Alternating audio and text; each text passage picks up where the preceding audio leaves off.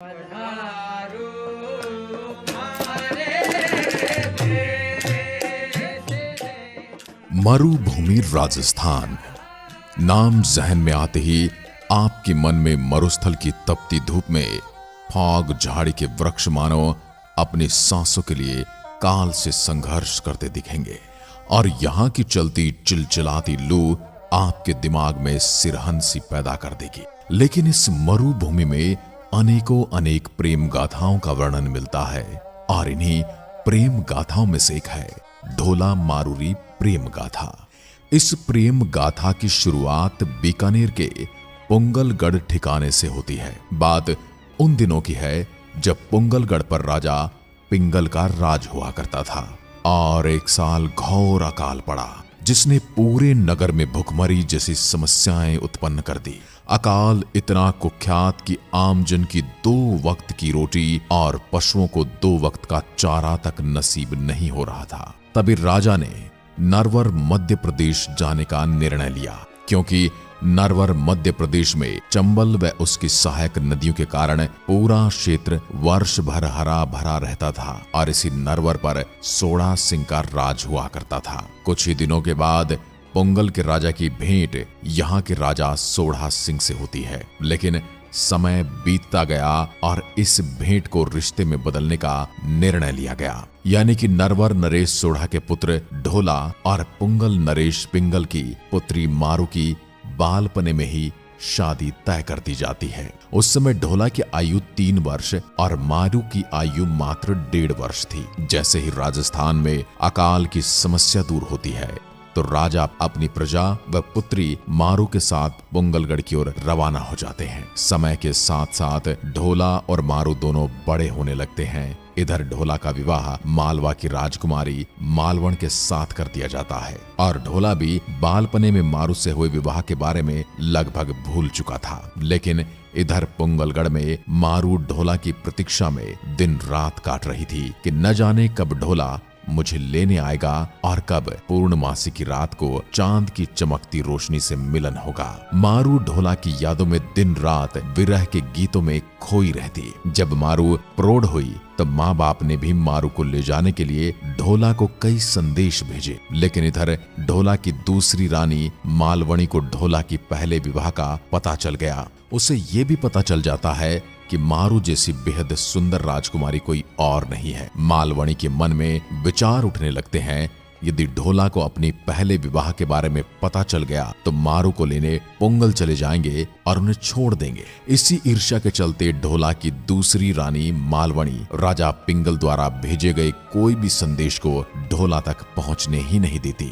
वह संदेश वाहकों को ढोला तक पहुंचने से पहले ही या तो मरवा डालती या उन्हें कोई लालच देकर अपनी ओर मिला लेती। लेकिन इधर एक रात मारू के स्वप्न में मारू को अपने प्रियतम ढोला के दर्शन होते हैं और उसके बाद तो वह ढोला के वियोग में जलने लगती है। पुंगलगढ़ के राजा पिंगल भी काफी चिंतित हो गए कि आखिर बात क्या है। न तो नरवर से संदेश का जवाब आता है और न ही संदेश वाहक वापस आता है। लेकिन राजा ने इस बात को अनदेखा कर दिया और अन्य संदेश वाहकों की भांति अब की बार राजा ने झाबर सिंह बणजारे को संदेश वाहक के रूप में नरवर भेजा। जैसे ही बणजारा नरवर में ढोला के महल में प्रवेश करता है तो महल के द्वार पर खड़े चौकीदारों ने झाबर सिंह बणजारे को नाम और पता पूछा तो बणजारे ने बताया कि मैं पुंगलगढ़ राजा पिंगल द्वारा भेजा गया संदेश वाहक हूँ। इतना बताते ही चौकीदार वहीं समझ गए थे कि करना क्या है, क्योंकि रानी मालवणी ने पहले ही चौकीदार के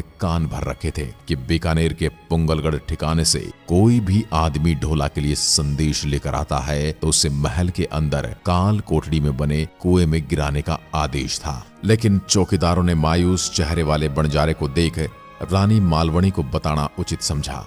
चौकीदारों ने रानी के पास जाकर सारी बात बताई तो रानी ने अन्य संदेश वाहकों की भांति इसे भी मरवाने का आदेश दे दिया।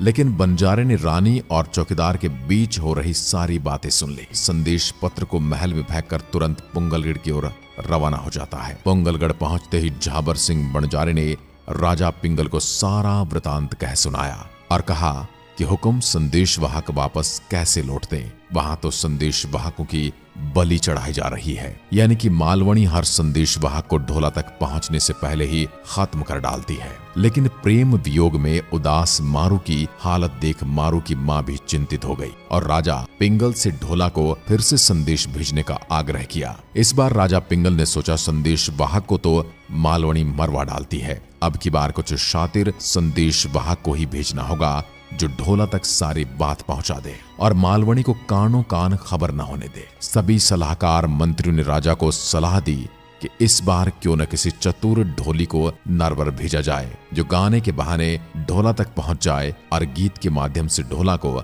उसकी मारू के साथ हुई विवाह की याद भी दिला दे।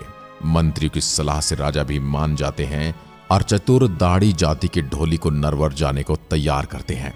जब ढोली नरवर के लिए रवाना हो रहा था तब मारू ने उसे अपने पास बुलाकर मारू राग में दोहे लिख कर दिए, यानी कि दोहे ऐसे थे कि बोलने वाले के सिर्फ स्वर हों और शब्दों की आत्मा मारू की। मारू ने ढोली को अंतिम संदेश देते हुए समझाया कि ढोला के सम्मुख जाकर अपनी सुरीली राग में इस भाव से गाना गाना कि ढोला को बालपन में हुए विवाह के बारे में पता चल जाए। ढोली ने मारू को वचन दिया कि वह जीवित रहा तो ढोला को अवश्य लेकर आएगा और मर गया तो वहीं का होकर रह जाएगा। इतना कहते ही ढोली नरवर की ओर निकल जाता है और ढोला के महल के द्वार पर पहुंचते ही ढोली ने ढोला से मिलने की गुहार लगाई, लेकिन ढोली को चौकीदारों ने रोक लिया और पूछा कि अरे महानुभाव, आप कौन हो, किस नगरी से आए हो और राजकुमार ढोला से क्या काम है। तभी ढोली ने चौकीदार के एक सवालों का जवाब देते हुए कहा, जन्म से फकीर हूँ, उत्तर दिशा से आया हूँ, और कहा कि मैं जिस नगरी में रहता था उस नगरी में अकाल पड़ गया, लेकिन राजकुमार ढोला की दानवीरता को सुन के यहाँ आया हूँ,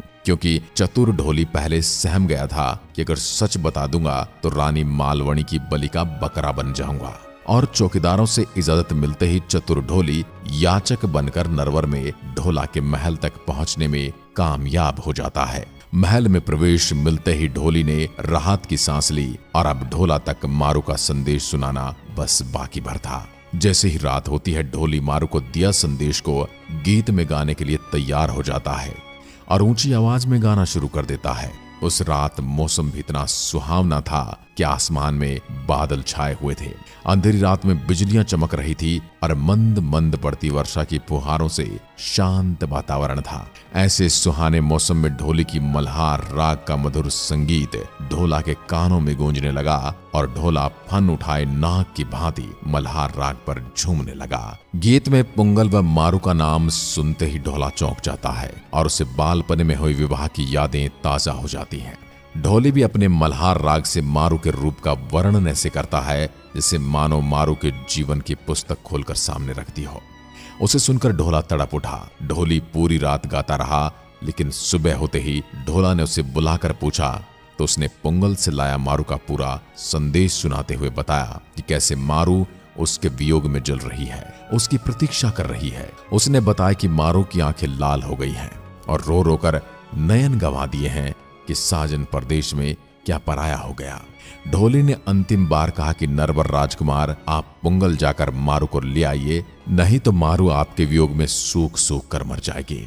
ये बात सुनते ही ढोला ने मारू को लाने हेतु पुंगल जाने का निश्चय कर लिया, लेकिन ढोला की दूसरी रानी मालवणी ने उसे रोकने के लिए खूब प्रयत्न किए और कहा कि ढोला, पुंगल जाके क्या करोगे, वो तो नीरस प्रदेश है जहां न कोई हरा भरा वृक्ष, सिर्फ सूखे हुए फोग झाड़ी हैं। आप मत जाइए, वहां आपकी दुर्दशा हो जाएगी। लेकिन अपने प्रिय मारू को लेने के लिए ढोला एक बहुत तेज चलने वाले ऊंट पर सवार होकर पुंगल की ओर चल देता है। राजमहल में पहुंचते ही मारू अपने प्रियतम ढोला को देखती है तो आंखों में आंसू निकलने लगते हैं और सीधा ढोला के गले लग जाती है। कई दिनों तक ढोला और मारू ने पुंगल में ही दिन बताए और एक दिन ढोला ने मारू को अपने साथ ऊंट पर बिठा नरवर जाने के लिए राजा पिंगल से विदा ली। 8वीं सदी की इस घटना का नायक ढोला राजस्थान में आज भी एक प्रेमी नायक के रूप में स्मरण किया जाता है और प्रत्येक पति पत्नी की सुंदर जोड़ी को ढोला मारू की उपमा दी जाती है। आज भी राजस्थान की ग्रामीण स्त्रियां विभिन्न मौकों पर ढोला मारू के गीत बड़े चाव से गाती हैं। तो दोस्तों, ये थी ढोला और मारू की प्रेम कहानी। मिलते हैं एक ऐसी ही दिलचस्प कहानी के साथ। और हाँ, कमेंट करके जरूर बताएं अगला वीडियो किस टॉपिक पर चाहिए।